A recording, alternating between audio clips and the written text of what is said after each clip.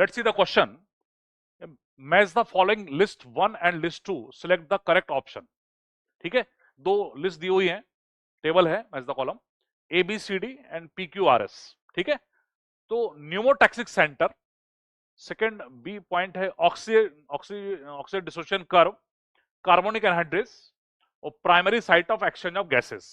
ठीक है, ये तो यहां पर फर्स्ट पॉइंट है एल्ब्यूलाई, second is pons, third is hemoglobin and fourth is RBC. ठीक है, तो न्यूमोटैक्सिक सेंटर स्टूडेंट्स आपको पता होगा कि पॉन्स के अंदर जो रेस्पिरेटरी रेगुलेटिंग सेंटर जो होता है वो न्यूमोटैक्सिक सेंटर होता है, जो इंस्पायरेशन की डेप्थ को कम करता है. ठीक है, oxygen oxy haemoglobin dissociation curve जो होता है वो बेसिकली क्या बताता है, वो ऑक्सीजन ट्रांसपोर्ट से रिलेटेड पॉइंट होता है और basically percentage saturation of haemoglobin में तो ऑक्सीजन लेते हैं वाई एक्सिस पर और एक्स एक्सिस पर हम ऑक्सीजन का पार्शियल प्रेशर बढ़ाते हैं. तो ऑक्सीजन डिसोसिएशन कर्व जो है हीमोग्लोबिन के साथ बाइंडिंग से रिलेटेड है वो. थर्ड ये पॉइंट है carbonic anhydrase enzyme. Carbonic anhydrase enzyme जो होता है वो बेसिकली आरबीसी के अंदर होता है, काफी ज्यादा मात्रा में होता है और प्लाज्मा में भी प्रेजेंट होता है, बट आरबीसी के अंदर काफी सारा होता है और वो CO2 ट्रांसपोर्ट से उसका रिलेशन है. जो गैस होती है CO2 जो आयन फॉर्म में चेंज होती है वो कार्बोनिक एनहाइड्रेस की प्रेजेंस में उसका कन्वर्शन होता है वाटर के साथ मिल करके. मैं अभी उसको आप एक्सप्लेन करता हूँ. Primary site of exchange of gases ये एल्वेलाई होता है, तो अपन इसको मैच करने की कोशिश करते हैं. तो न्यूमोटैक्सिक सेंटर कहां पर होता है, पॉन्स में होता है. ठीक है, ऑक्सीजन डिसोसिएशन कर्व हीमोग्लोबिन से रिलेटेड है. ठीक है, कार्बोनिक एनहाइड्रेस एंजाइम कहां होता है, आरबीसी के अंदर होता है. Okay, primary site of exchange of gases क्या होगा, एल्वेलाई होगा. ओके, तो इस हिसाब से आप देखेंगे तो ये जो है फर्स्ट ऑप्शन ए इसका करेक्ट हो जाएगा. बट अपन थोड़ा सा इसको समझ लेते हैं, कुछ पॉइंट्स इसके जो है. एक तो यहां पर बात की गई है ऑक्सीजन डिसोसिएशन कर्व करके लिखा हुआ, बेसिकली वो ऐसा होता है,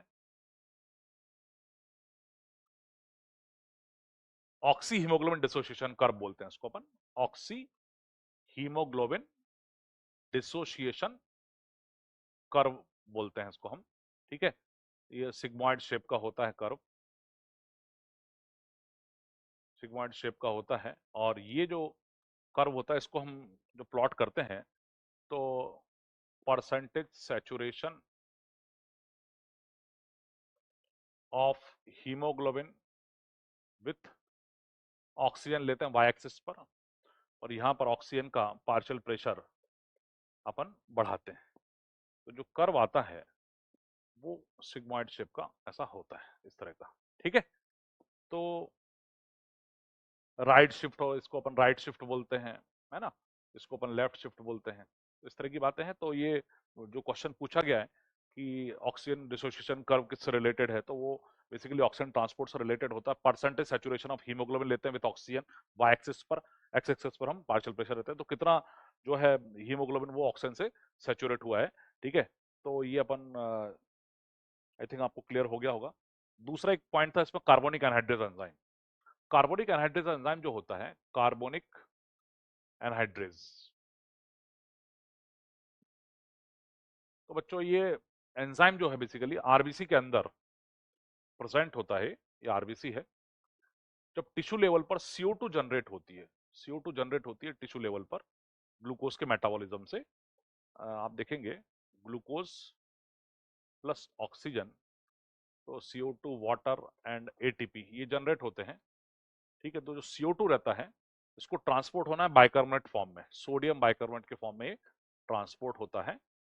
ठीक है, तो ये जो ट्रांसपोर्ट होता है इसमें हम गैस को आयन में कन्वर्ट करना है. तो ये CO2 जो रहती है वो आरबीसी के अंदर पहुंचती है, वहां पर ये वाटर के साथ मिलता है तो H2CO3 बनता है.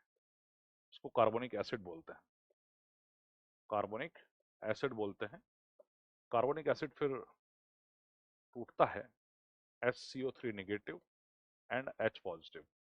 ठीक है, तो ये जो प्रोसेस है ये कार्बोनिक एनहाइड्रेस के प्रेजेंस में होता है. ये बाइकार्बोनेट आयन जो है ये बाहर निकलते हैं, इसके एक्सचेंज में जो है क्लोराइड बाहर से अंदर आता है प्लाज्मा से, तो ये बाइकार्बोनेट बाहर निकलता है और ये सोडियम के साथ ज्वाइन कर जाता है.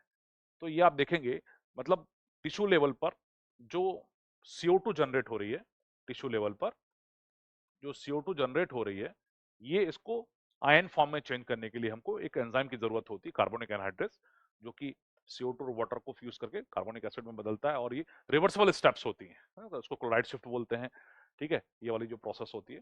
तो इसमें ये CO2 ट्रांसपोर्ट से रिलेटेड है। तो एक ऑप्शन में ये था कार्बोनिक एनहाइड्रेस एंजाइम क्या होता है ना। और इसके बाद न्यूमोटैक्सिक सेंटर के बारे में बात की गई है। तो न्यूमोटैक्सिक सेंटर बच्चों, ये बेसिकली पॉन्स और मेड्यूला, पॉन्स और मेड्यूला, यहाँ पर आप देखेंगे तो कुछ रेगुलेटरी सेंटर्स होते हैं। तो पॉन्स में जो होता है वो होता है न्यूमोटैक्सिक सेंटर होता है, और मेड्यूला में होता है रेस्पिरेटरी रिदम सेंटर होता है,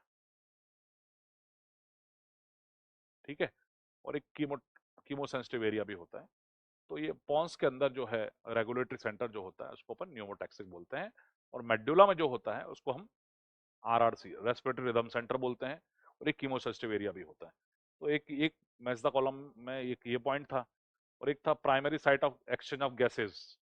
primary site of exchange of gases क्या होता है? एल्विलाई, और क्या एल्विलाई के अंदर ही तो, लंग्स के एल्विलाई के अंदर जो है गैसेस का एक्सचेंज होता है ना।